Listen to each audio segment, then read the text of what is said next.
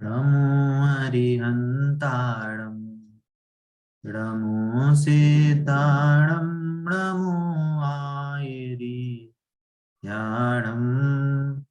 नमो वज्रायाणं नमो लोये सवसाहूणम्।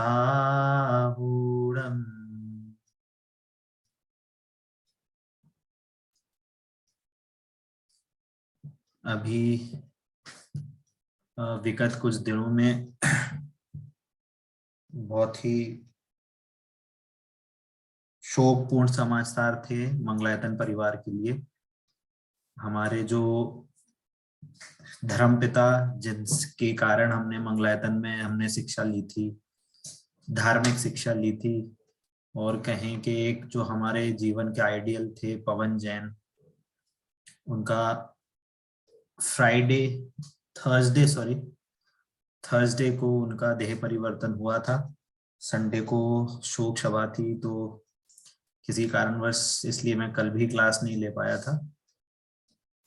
But संसार का स्वरूप है, लोग आएंगे जाएंगे, परंतु जो उनके उद्गार थे लास्ट के, उन्होंने यही बोले थे सभी से कि कभी भी धर्म को नहीं छोड़ना, सही मार्ग पे आगे चलना, और ज्यादा से ज्यादा धर्म प्रभाव ना करना। तो उसी ही श्रृंखला में ये क्लास हम आगे बढ़ा रहे हैं। तो हमारा ये पाठ पाप का पाठ चल रहा था, जिसमें हमने हिंसा और झूठ की चर्चा करी थी, है ना। तो इस पाठ से रिलेटेड एक, कहना चाहिए गीत कह लें या भजन पोयम, कुछ भी कह सकते हैं। ये मेरे को लगता नहीं कि जैनियों की है, बट हमारे जनरली कंटेक्स्ट रिलेटेड है, बहुत सारी हमारी चीजों से रिलेटेड है। तो मेरे को इसका ये नहीं पता है कि किसने लिखी है, बट हम लोग कभी कभी इसको भजन की तरह भी यूज करते हैं। ये कुछ इस प्रकार से है। तुम खुद जियो जीने दो जमाने में सभी को, अपने से कम न समझो सुख दुख में किसी को, खुद पूछ लो जी को। मतलब यहाँ पे लेखक कह रहे हैं कि इस जीवन में तुम खुद भी जियो, दूसरों को भी जीने दो, और जब भी कोई ऐसा समय आए तो ये मत समझो कि तुम ही सबसे ज्यादा सुखी हो या सबसे ज्यादा दुखी हो। तुम्हारे आसपास और भी ऐसे जीव हैं जो तुमसे ज्यादा दुखी भी हैं या तुमसे ज्यादा सुखी भी हैं। तो आसपास भी देख के अपना जीवन यापन करें, अपनी कहना चाहिए दृष्टिकोण आसपास में भी रखें, है ना। तो इसमें ये 5 पापों का कुछ कुछ चीजें लेके इनका वर्णन हुआ है ना। मैं एक एक पाप से रिलेटेड है, तो मैं वो बताता जाऊंगा। हिंसा के लिए कह रहे हैं, तू चाहता नहीं तेरे कोई सुई चुभाए, गर्दन पे छुरी दूसरों के हंस के चलाए। खुद तो हम चाहते नहीं हैं कि कोई हमें सुई भी चुभाए, और हम कभी भी हो जाए तो हम दूसरों की गर्दन पे छुरी लेके तने रहते हैं, खड़े रहते हैं। मतलब यह है कि कोई हमें तो परेशानी नहीं दे, पर हम, जरूरी नहीं है उससे हम छुरी ही से ही उस पे गर्दन पे रखें। हमारी जो जीवा रूपी छुरी है, उसको भी चलाने से हम नहीं कतराते, है ना। तो कहते हैं, इंसाफ क्या इंसानियत कहते हैं इसी को, अपने से कम न समझो सुख दुख में किसी को। अब झूठ के लिए है, झूठे की बात का कोई विश्वास न लाए, खुद माँ भी अपने पुत्र को पास न लाए। मतलब झूठे इंसान की इस पूरे संसार में कहीं पे भी उसका कोई विश्वास नहीं करता। इवन माँ भी अगर उसका कोई पुत्र हो जो झूठ का साथ देता हो तो माँ भी उस पुत्र को अपने पास नहीं रखती। यदि सत्य वचन साथ है प्यारा है सभी को, अपने से कम न समझो सुख दुख में किसी को। तू, अब आगे चोरी के लिए है।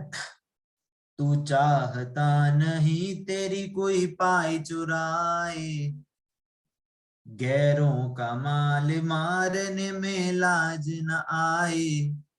मतलब खुद तो नहीं चाहते हैं कि हमारी कोई पाई, मतलब एक सिक्का भी हमसे कोई चोरी नहीं करे, और हम दूसरों का कोई भी माल चुराने से लेने से हम बाज नहीं आते। हमारी प्रवृत्ति ऐसी रहती है।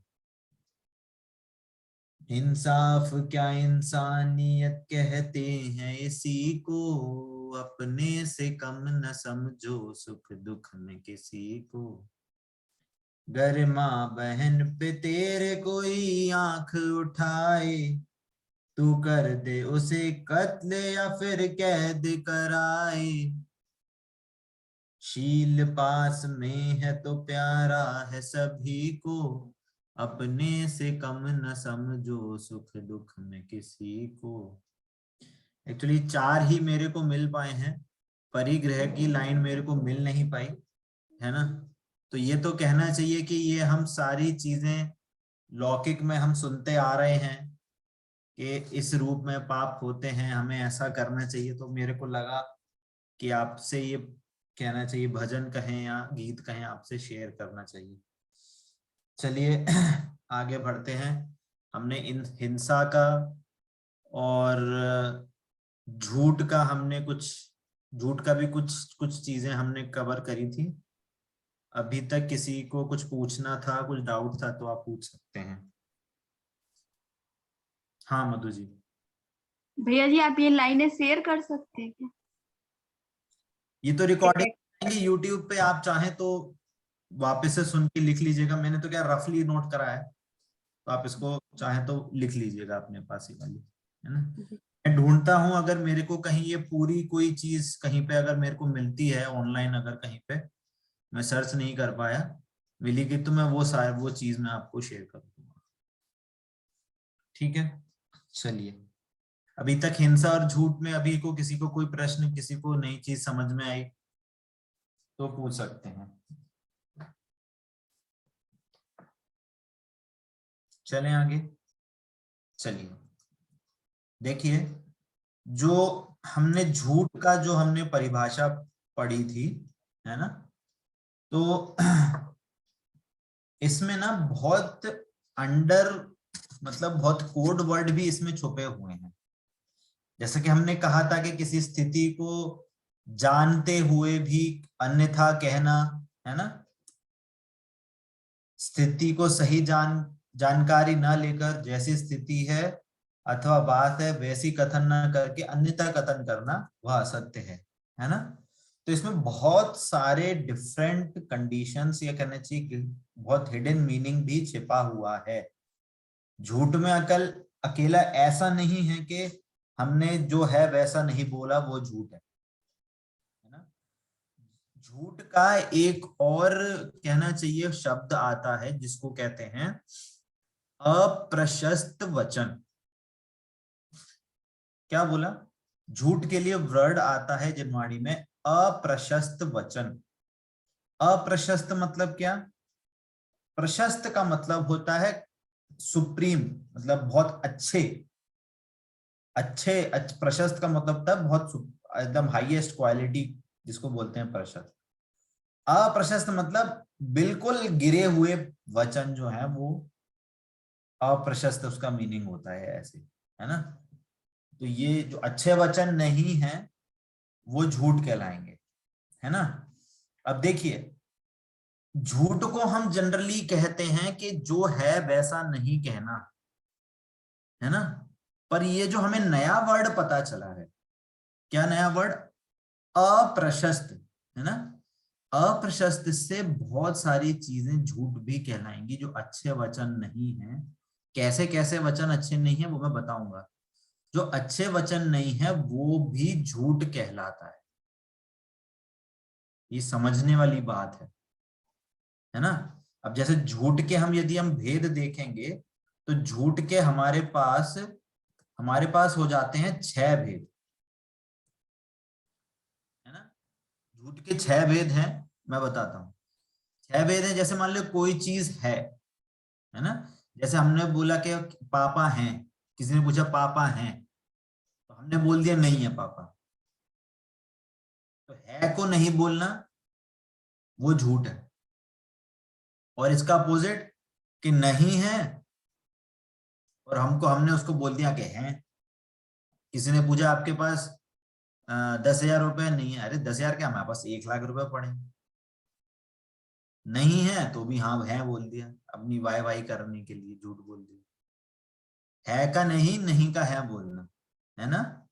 अथवा जो है उसको अन्य प्रकार से बोल देना, कि जैसे पापा तो हैं पर बोल दिया अरे नहीं पापा की तबीयत सही नहीं है, वो नहीं मिल पाए। किसी चीज को अन्यथा बोल देना। तो इतनी चीजें तो आई थिंक सबको पता है कि है का नहीं, नहीं का है, या जो है उसको गलत सलत बोल देना, तो ये झूठ है। तो 3 चीजें तो सबको पता है।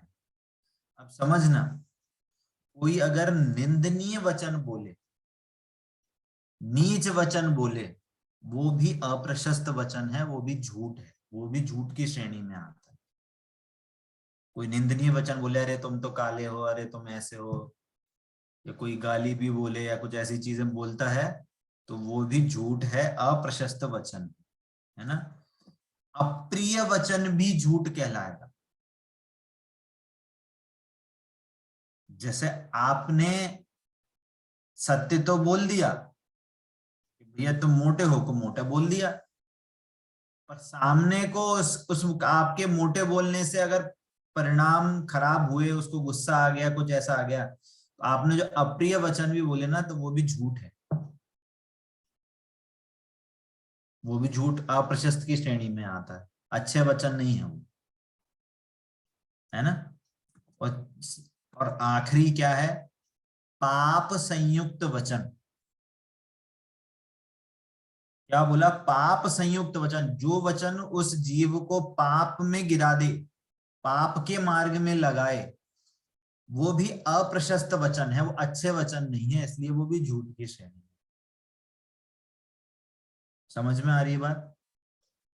3 जो हमने एक्स्ट्रा कैटेगरी ऐड करी, क्या क्या, निंदनीय वचन, अप्रिय वचन और पाप संयुक्त वचन, ये तीनों वचन भी अप्रशस्त वचन हैं, आपको झूठ की श्रेणी में डालते हैं यदि कोई बोलता है तो।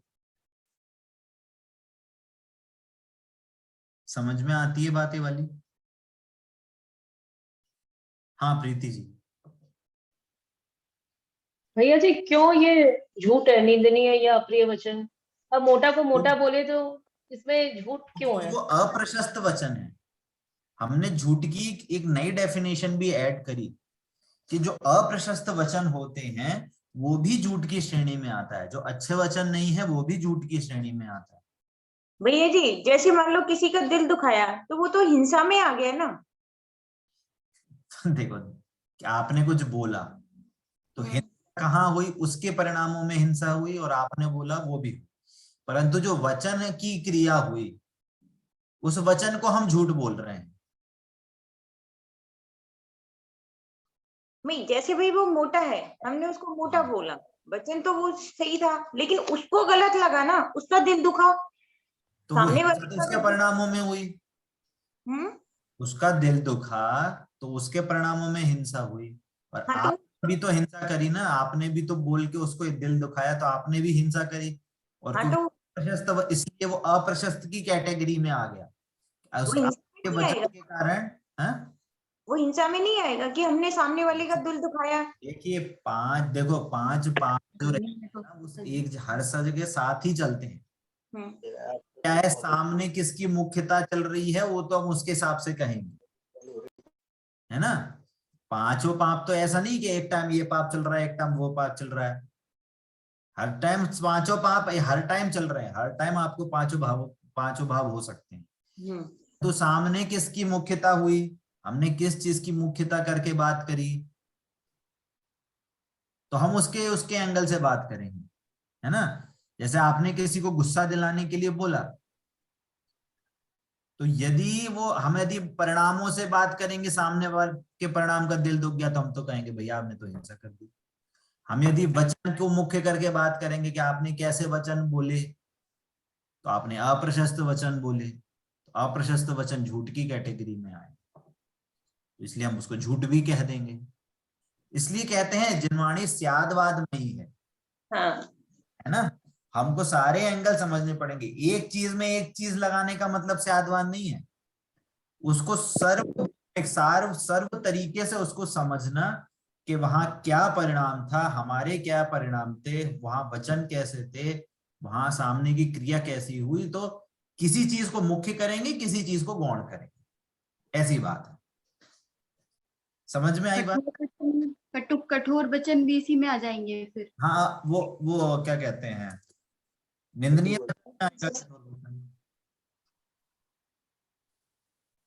वचन, कठोर वचन, वो एक ही कैटेगरी आएगी उसमें, है ना। अब देखिए यहाँ पे हमको ये समझने वाली बात है कि फिर हम वचन क्या बोलें, है ना। यदि हम चरणानियों की तरफ से बात करेंगे कि हमारा आचरण कैसा होना चाहिए, हमारे वचन कैसे होने चाहिए, या गृहस्थ कोई जीव है तो उसके क्या वचन होने चाहिए, है ना। तो सबसे पहले तो सबसे प्रथम से प्रथम ये आना चाहिए कि झूठ का जो मेन उद्देश्य, या कहना चाहिए उद्देश्य रहता है, वो होता है अज्ञानता। या तो उसका उल्टा ज्ञान है या सही ज्ञान नहीं। तो सबसे प्रथम से प्रथम होना चाहिए कि हमें अज्ञानतावश वो वचन नहीं बोलने चाहिए। हमें कहने का मतलब है झूठ वहां होगा जहां अज्ञान है ना। अज्ञान भी दो टाइप से, अज्ञान का मतलब ये कि उस चीज का ज्ञान नहीं है ना। जैसे किसी ने पूछा कि भैया दिल्ली में वहां इंडिया गेट है, आप वहां गए क्या, है ना। और आपको मन करा कि हाँ हम तो गए हैं, आपने झूठ बोल दिया, हाँ हम तो वहां गए हैं, हमने देखा वहां पे इतने सारे सैनिक लगे थे, वहां इतना ये काम हो रहा था, और पता नहीं वहां है नहीं है, कितने हैं, मेट्रो कितनी दूर है, क्या है, आप वो आपको कुछ नहीं पता, पर आप बोले जा रहे हो। तो ये एक टाइप का झूठ होता है कि ज्ञान नहीं है तो आप बोले जा रहे हो। दूसरा कि एक तो उल्टा ज्ञान है ना, ताजमहल को पीला बोल रहे हैं, या कुछ भी, मतलब एग्जाम्पल में कुछ भी चीज को उल्टा बोल रहे हैं। तो हमेशा ये है कि झूठ, श्रावक को हमेशा सही ज्ञान है तभी बोलना चाहिए। सही ज्ञान नहीं है तो उस विषय के बारे में नहीं बोलना चाहिए। जल्दी हमारी ये आदत रहती है कि हमें पता नहीं होता। जैसे कभी कभी ऐसे स्त्रियों में भी होता है, कोई नई डिश बनाई, तो मान लो किसी दूसरे ने कोई दूसरे तरीके से बना ली जो आपके ज्ञान में नहीं थी। अब आप ऐसे बोले जा रहे हो, नहीं ये तो ऐसे ही बनती है, रोटी तो ऐसी ही फूलती है, पूड़ी तो ऐसी ही फूलती है ना। तो वो क्या है, वो झूठ की श्रेणी में चला जाए कि आप अपने हट पे, अपने ईगो पे आके आप उस चीज को बोले जा रहे हो, नहीं ये तो ऐसी बनती है, ये मिठाई तो ऐसी ही बनती है, ये नमकीन तो ऐसी ही बनती है ना। तो सबसे पहली बात है कि हमें अज्ञानता के वश, हमें हमारे जो वचन होंगे वो हमेशा झूठ ही होंगे।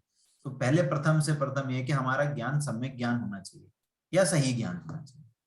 तो हमें झूठ से ये सीख मिलती है, झूठ के बारे में जानकर हमें ये पता चलता है ना।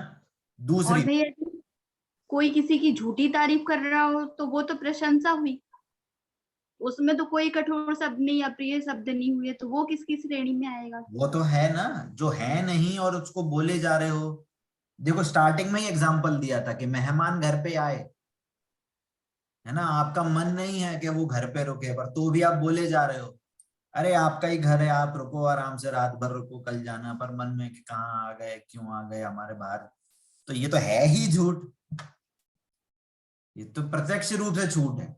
झूठ की तो ये एकदम क्लियर डेफिनेशन के अंदर आता है ना।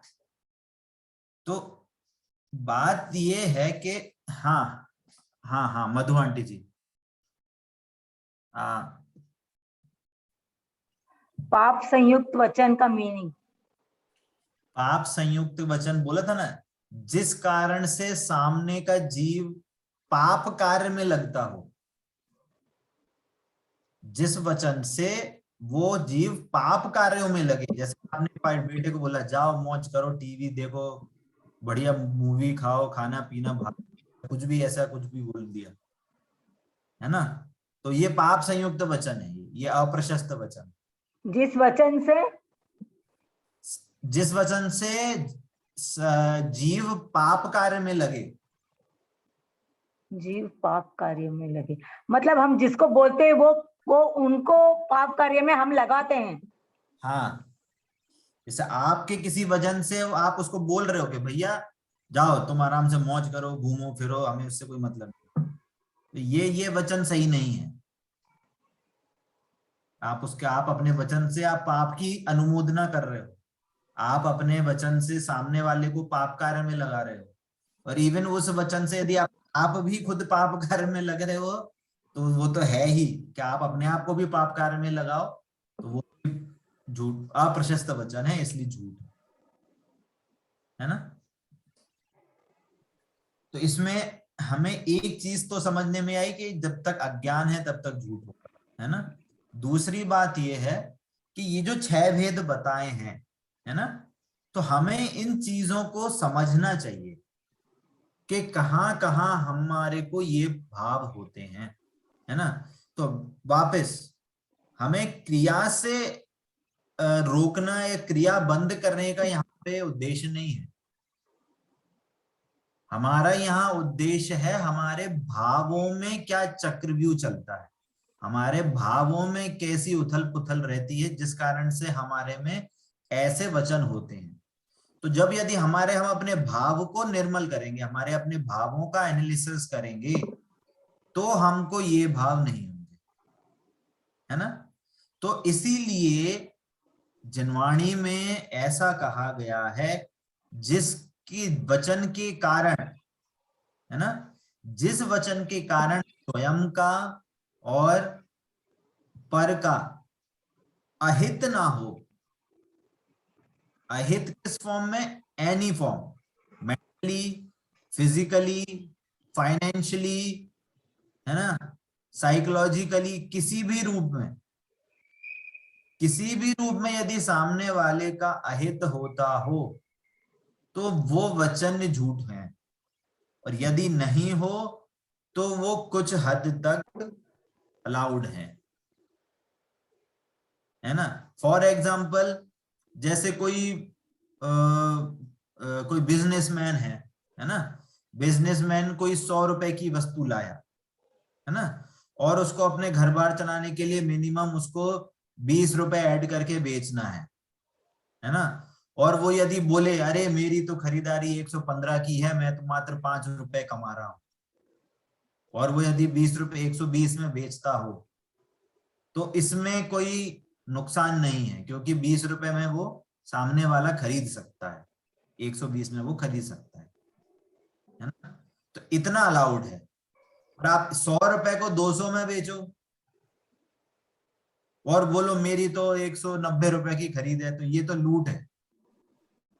तो ये गलत है, इसमें सामने वाले का आप पूर्ण रूप से हित कर रहे हो, है ना। मतलब अपनी जीविका चलाने के लिए अपन थोड़ा सा झूठ बोल सकते हैं। हाँ, जिनवाणी में ऐसा है ना? इसका मतलब ये नहीं है कि अनाप शनाप कुछ भी ऐड करें।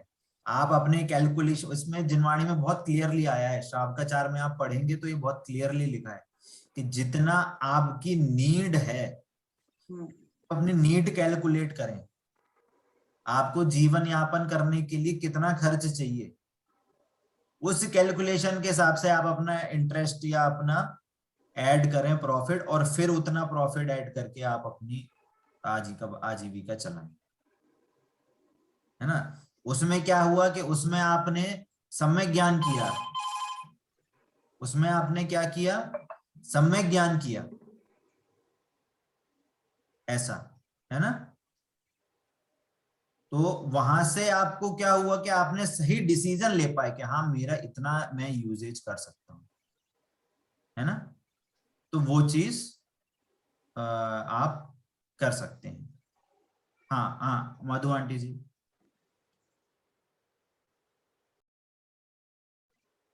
भैया जी सुन रहा है? हाँ हाँ बोलिए। ये तरुण सागर महाराज, आपने उनको सुना होगा ना, आपने उनको देखा भी होगा। हाँ उन्होंने एक बार बताया कि हम लोग जो हैं ये बिजनेस वाले या तो वर्किंग क्लास वाले फिक्स्ड डिपॉजिट में पैसा रख के उसका इंटरेस्ट लेते हैं ना, वो नहीं करना चाहिए, वो धर्म में अलाउड नहीं है। क्या ये कितना कितना परसेंटेज तक कर सकते हैं? देखिए जितना, देखो ये जो कितना परसेंटेज होना चाहिए, क्या होना चाहिए, यदि आपके संविधान में, आपका जो संविधान है, आपका जो फाइनेंस, जो हमारे हमारे इस देश के जो फाइनेंस के रूल हैं, यदि आप उस फाइनेंस के रूल के अंडर सारे काम करते हो तो आपके सब अलाउड। यदि हमारे को गवर्नमेंट हमको अगर जितना इंटरेस्ट दे रही है और यदि हम उस इंटरेस्ट के अंदर वो सारा काम कर रहे हैं तो हमें वो अलाउड है, क्योंकि जैसे राजा के अंडर जो रूल्स होते थे यदि हम उसका पालन करते थे तो वो प्रजा के लिए अलाउड होता था कि हाँ आप इतना धन रख सकते हो, या आप इतना इंटरेस्ट कमा सकते हो, या आप इतना आमदनी कर सकते हो, है ना। वैसे ही यदि हमारे गवर्नमेंट अगर हमें अलाउ करती है तो वो उसमें कोई दिक्कत नहीं है, वो प्रशासन है। जैसे जैसे हमने प्रशासन ने बोला कि भैया कोरोना आ गया मास्क लगाओ, तो भैया आपके मास्क लगना चाहिए, आपको इतनी दूर की फीट की दूरी रखनी चाहिए। तो बोलो सारे मंदिर वगैरह बंद हो गए कि नहीं हुए? तो सब लोगों ने पालन किया कि नहीं किया? अब किसी का नियम था, अब वो अगर प्रशासनिक ऑर्डर है तो उसका नियम भंग नहीं कहलाएगा, क्योंकि आप जिस प्रशासन के अंदर हो वो प्रशासन ने नियम लिया है, आपको वो अपवाद कहलाया जाएगा, वो नियम भंग नहीं कहलाया जाएगा, है ना। वैसे ही यदि प्रशासन अलाउ करता है तो आप वो उस रूल्स रेगुलेशन के अंदर अगर आप सारा काम कर रहे हैं तो उसमें वो चोरी नहीं कहलाई। चोरी कहलाई जाती है कि जब आपने अलग से काम किया हो। चोरी पे अगर हम आएंगे आगे, चोरी पे हम आगे आएंगे, ये चोरी का ही डिस्कशन है कि आपने यदि कोई रूल्स रेगुलेशन के अलावा मालिकाना हक का अगर आपने उल्लंघन करा है तो वो चोरी कहलाएगी। पर यदि रूल्स रेगुलेशन है उसके अंदर अगर आप काम करते हो तो वो चोरी। ये पाप नहीं है ना? पैसे जो है दान धर्म में लगाइए, फिक्स्ड डिपॉजिट में रख के इंटरेस्ट लेना पाप है, ऐसा बोलते हैं। नहीं वो नहीं है। जैसे अगर किसी को देते हैं ना, जैसे किसी जेंट्स को दे दिया ब्याज पे 2% की जगह 4% ले लिया, किसी को परेशान करके ब्याज लिया, वो माना जाएगा। जहां देखिए वही बोल रहा हूँ, जहां पे आपने कोई जोर जबरदस्ती करी है, यहाँ आपने ऐसे कोई ऐसा हिंसात्मक परिणाम करा है, या आपके मन में इंटेंशन गलत है और फिर आपने ऐसे काम करे हो तो वो चोरी है, क्योंकि वहां आपका इंटेंशन गलत था। हम देखो हम ये पूरा पार्ट क्यों पढ़ रहे हैं, हमारा जो इंटेंशन है वो क्रिया से नहीं है। इस पूरे पाठ का इंटेंशन क्रिया से बिल्कुल नहीं है कि हमारा कनेक्शन भावों से है ना। एक सेकंड में आपके पास आता हूं, होल्ड करिएगा।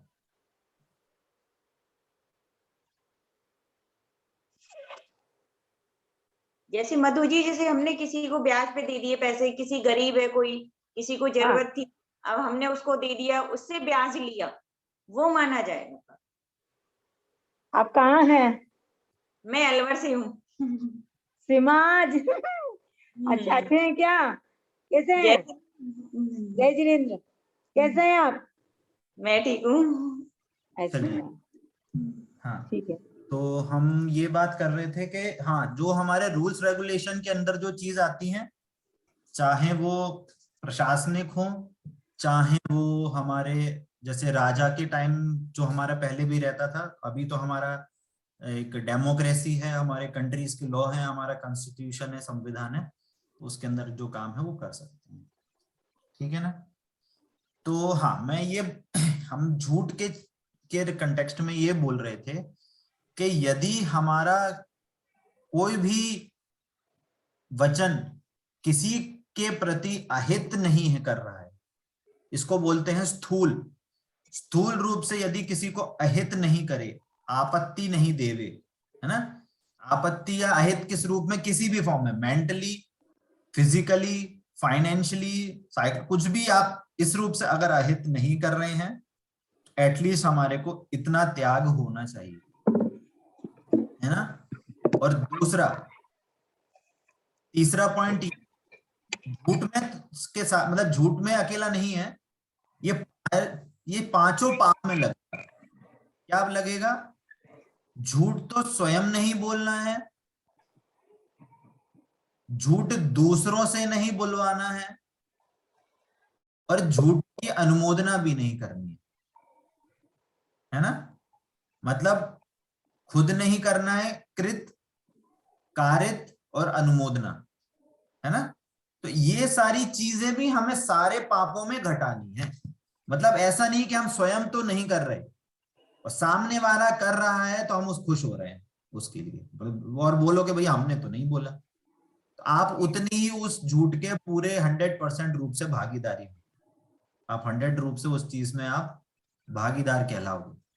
और भले ही आप खुद नहीं बोल रहे पर किसी और से बुलवा रहे हो, तो भी आप उस रूप से पूर्ण रूप से भागीदार हो। जैसे हमने हिंसा के चैप्टर में पढ़ा था, हिंसा के उसमें भेद में पढ़ा था कि जैसे वो मास्टरमाइंड जो टेररिस्ट को अटैक करने भेज रहा है, भले ही उस मास्टरमाइंड ने अटैक नहीं करा, वो प्रेजेंट नहीं था अटैक में, पर वो मास्टरमाइंड भी 100% भागीदार है उस अटैक में। तो वो पूर्ण रूप से उसको भी क्या कहते हैं, सुसाइड कराने का, या सॉरी सुसाइड बोल रहा हूँ, अटैक कराने का या टेररिस्ट एक्टिविटी का, उसको पूर्ण रूप से उस पर केस और उसका उसको दंड मिल सकता है ना। अब देखिए, अब हमें ये समझना है कि हमारे मुनिराजों के वचन कैसे होते हैं, है ना। हमारे जो मुनिराज हैं, है ना, वे भी तो अभी शरीर सहित हैं, वो भी वचन से बोलेंगे, तो कैसे बोलेंगे, है ना। तो उसमें आता है कि हितमित प्रिय वचन बोलते हैं, है ना। अब देखिएगा, कहीं कहीं जिनवाणी में ऐसा लिखा है आचार्यों ने कि क्या लिखा है कि हे जानवर, मतलब सामने वाले को जानवर कह दिया, क्या बोल दिया, किसी को बोल दिया कि क्या, मतलब किसी को नपुंसक बोला कि तुम आत्म ध्यान नहीं कर सकते हो इसलिए तुम नपुंसक हो, ऐसे ऐसे वर्ड बोल रहे हैं। और ऐसे मतलब कहीं जगह क्या वो कह रहे, मतलब कहना चाहिए वो धिक्कार रहे हैं कि तुम ऐसे काम अपनी आत्मा का ध्यान नहीं कर सकते, तो ऐसे ऐसे वर्ड बोलते हैं। तो ये क्या हितमित प्रिय वचन है, क्या किस श्रेणी में आएंगे? हमने अभी गृहस्थों के लिए पढ़ा कि निंदनीय वचन नहीं बोल सकते, अप्रिय वचन नहीं बोल सकते। तो मुनिराज तो बोलने क्या लिख रहे हैं, वो तो जिनवाणी में लिख रहे हैं ऐसा, वो हमारे हित के लिए लिख रहे हैं, है ना। वो अलाउड है मुनिराज को, क्या हमारे मुनिराजों को वो अलाउड है? वो देखना बहुत समझने वाली बात है। पहली बात कि वो अपने आप को आत्मा समझ रहे हैं और आपको भी आत्मा ही समझा रहे हैं, और आपको ही आत्मा समझ के समझा रहे हैं। तो उनका इंटेंशन आपको मोक्ष मार्ग में लगाने का है। तो जो बात आपको मोक्ष दिलवाए, तो वो अच्छे वचन होंगे कि बुरे वचन होंगे, ये डिसाइड करो आप। वो प्रशस्त वचन होंगे कि अप्रशस्त वचन होंगे? प्रशस्त वचन होंगे। प्रशस्त वचन होंगे। तो अगर ये ऐसी चीजें हमें को पढ़ने में आती हैं या हमें सुनने में आती हैं, तो हमें सबसे पहले ये समझ, देखो अप्रशस्त भी जो भी है ना वचन, जो गृहस्थ को कह रहे हैं हम अप्रशस्त वचन है, उनके अगर आप इंटेंशन, इन 6 भेद जो हमने बताए उनके इंटेंशन में यदि हम जाएंगे तो वहां पे कहीं भी उसको मोक्ष में लगाना या ऐसे लगाना में वो वचन नहीं इंक्लूड हो पाएंगे। अप्रिय वचन कह के आप किसी को मोक्ष में नहीं लगा सकते, निंदनीय वचन कह के आप किसी को मोक्ष में नहीं लगा सकते, पाप संयुक्त वचन कह के किसी को मोक्ष मार्ग में नहीं लगा सकते, वो जिनवाणी के वचन नहीं कहलाएंगे। यदि कोई माँ अपने बेटे को मोक्ष में लगाएगी, मंदिर जाने को लगाएगी, तो हमेशा प्रिय वचन बोलेगी, अप्रिय वचन नहीं बोलेगी, वह निंदनीय वचन नहीं बोलेगी, है ना। तो ये चीज हमें समझनी है कि हमारे वचन बोलते समय हमारे या किसी भी व्यक्ति के हमारे इंटेंशन क्या हैं। यदि इंटेंशन गलत है तो वो सर्व प्रकार से अप्रशस्त वचन है, इसलिए झूठ है ना। और यदि वो इंटेंशन सही है तो वो अप्रशस्त नहीं। हाँ हाँ आंटी जी। हम हाँ। अपने बच्चों को, हाँ, हम अपने बच्चों को पढ़ाते समय डांटते हैं, बुरा बुरा कहते हैं, तो वो अप्रिय वचन ही होता है मोस्टली। कोई भी प्रिय वचन से प्यार से कोई भी हम बच्चे को पढ़ा नहीं सकते। It is impossible. वो लोग तो हम लोगों को पागल बना देंगे, इतना तक गुस्सा दिलाते हैं, तो मारते हैं, पीटते हैं, सब बुरा बुरा। तू मर क्यों नहीं जाता, ऐसा भी बोल देते हैं। ऐसा इंटेंशन नहीं रहता है, लेकिन बोल देते हैं, तो उसमें पाप लगेगा क्या? हम तो इंटेंशनली ये नहीं चाहते कि बच्चा मर जाए। देखो वापस बोल रहा हूं, यदि आपके वचन उसको पाप मार्ग में लगाने के हैं, है ना, तो वो उसका आपको पाप लगेगा। यदि आपके वो वचन का इंटेंशन मंदिर जाना, कुछ स्वाध्याय या मंदिर पूजा क्रिया प्रक्षाल आदि क्रियाएं से जोड़ना है, तो उसका पाप आपको नहीं लगेगा, क्योंकि वहां पे आपको उसको पुण्य मार्ग में लगाने का भाव, वहां पे आपको उसको मोक्ष मार्ग में लगाने का भाव। परंतु जहां कहीं भी आप उसको पाप कार्य में लगा रहे हो, आप उसको पढ़ाई करने, स्कूल जाने, नौकरी करने या कुछ XYZ कहीं भी जाने, तो वो पाप कार्य में गिना जाता है ना। अब यहाँ पे देखिए, अब यहाँ पे सबसे इंपॉर्टेंट बात है कि ये वचन होना या भाव होना होंगे सब संसारी जीवों को होते हैं। बस इन भावों के साथ में यदि आप अपने आप को आत्मा नहीं जानते और सामने वाले को आत्मा नहीं जानते, सामने भी अपने को आप शरीर मान रहे हो और सामने वाले को भी शरीर मान रहे हो, तो वो झूठ वचन ही कहलाए, तो वो मिथ्यात्व का पाप साथ में रहे,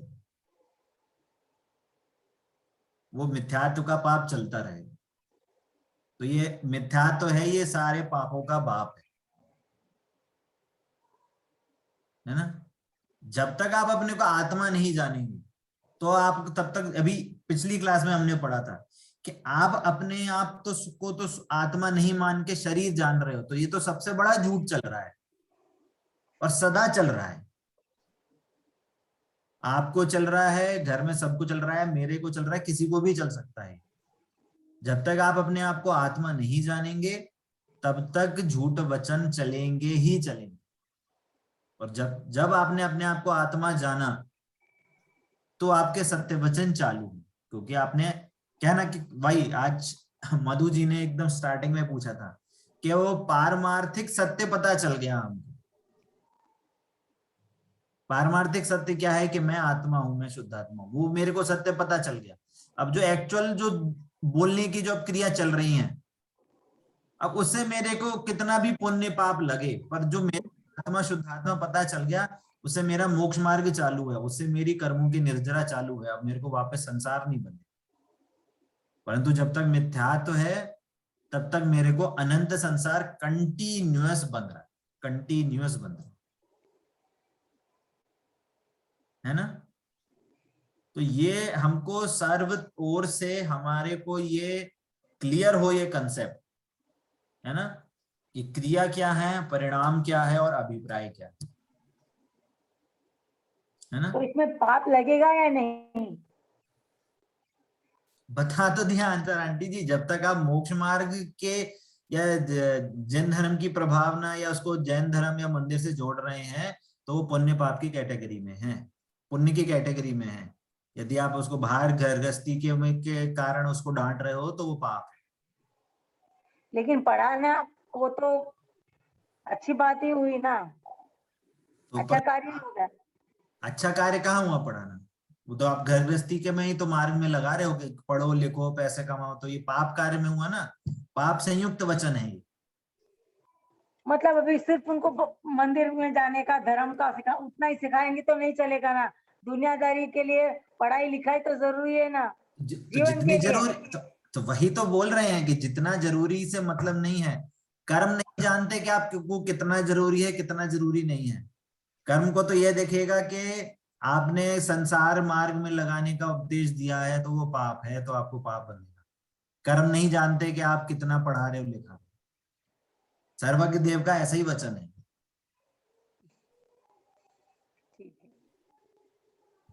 देखिए हमें वही बोल रहा हूं, हमें थोड़ा बहुत क्रिया से होता ही मतलब है। नहीं है, हमें क्रिया से मतलब नहीं है, हमें भावों से मतलब। आप जरूरी नहीं है कि आप आपको डांट डांट के ही पढ़ाओ, यदि आप बिना डांटे भी आप वो काम कर सकते हो। वो लोग सुनते नहीं है ना। तो वो उनकी वही हमें तो वही बोल रहे हैं कि वो सुनते नहीं है तो वो उनका मैटर है।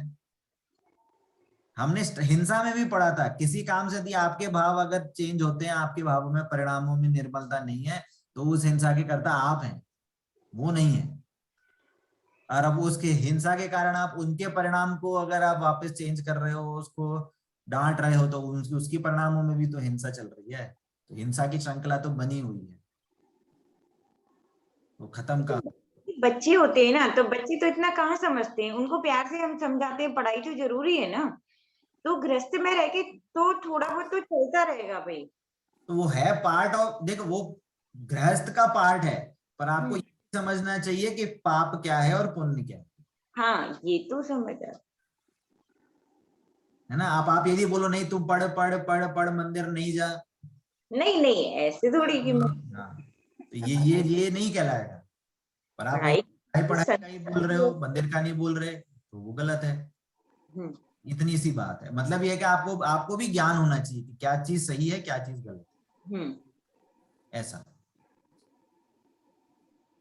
ठीक है भैया, मतलब मोक्ष मार्ग के अलावा किसी भी कार्य में अगर लिप्त रहते हैं तो वो पाप की ही, मतलब लौकिक में किसी में भी अगर वो कर रहे हैं तो वो पाप की कैटेगरी में आता है।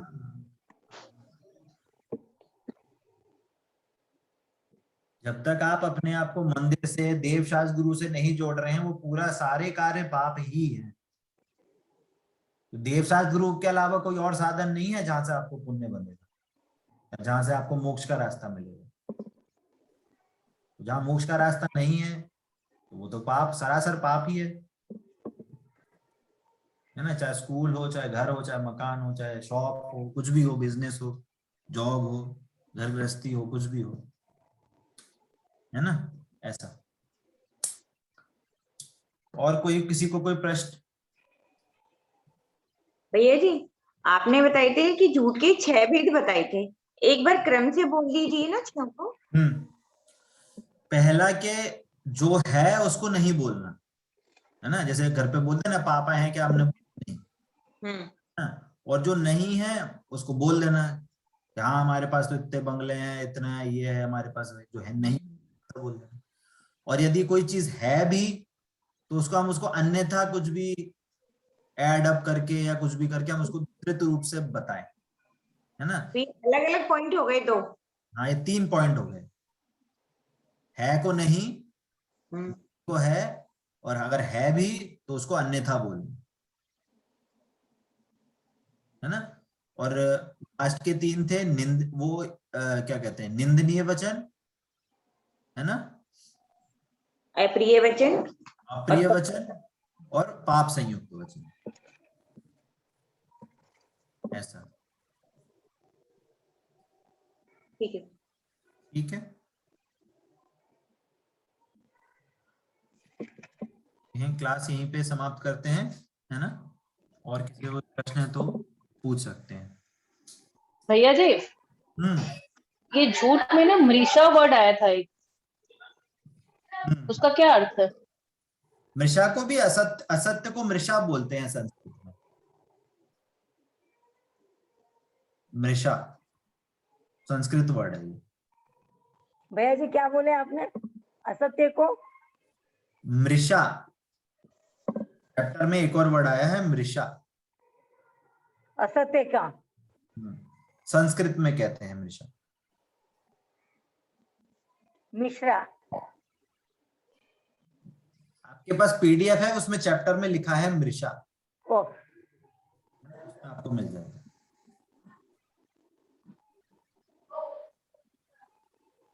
ठीक है, समय हो गया है अपना, है ना? क्लास यहीं पे एंड करते हैं। भैया जी एक सेकेंड, हाँ बताइए। मैं चाह रही थी जैसे फर्स्ट चैप्टर क्लियर हो गया, उसके क्वेश्चन आंसर जैसे आ जाते तो हमें करने में इजी रहता है, एक साथ फिर बहुत बर्डन आ जाता है। कौन से क्वेश्चन आंसर? फर्स्ट चैप्टर जो था देव स्तुति का। अभी इस चैप्टर के बाद में दोनों का कंबाइन एक बार एग्जाम होगा, असाइनमेंट, है ना? अभी है हमारे 2 वीक तो रहेंगे, है ना? वाणी के ज्ञान से सूझे लोकालोक, तो वाणी मस्तक नमो बोलिए द्वादशांगमयी जिनवाणी माता की जय हो जय हो जय अहिंसा में जैन धर्म की जय हो। जय हो जय हो जय हो। जय जिनेंद्र सभी को। जय जिनेंद्र सभी को। जय जिनेंद्र जिनेंद्र सभी को। जय जिनेंद्र।